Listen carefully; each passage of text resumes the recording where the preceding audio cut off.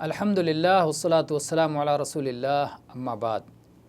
फासिक व फाजिर लोगों के साथ उठने बैठने से परहेज़ रखना ज़रूरी है, इसलिए कि अगर आप उनकी सोहबत इख्तियार करेंगे, उनके साथ उठें बैठेंगे तो बुरी बातों को आप भी सुनेंगे, नाहक चीज़ों में आप भी पड़ जाएंगे और ऐसा भी हो सकता है कि उनके साथ उठने बैठने में आपको सलात की क़द्र व क़ीमत और अहमियत भी कम हो जाए और उसमें भी सुस्ती बरतने लगें।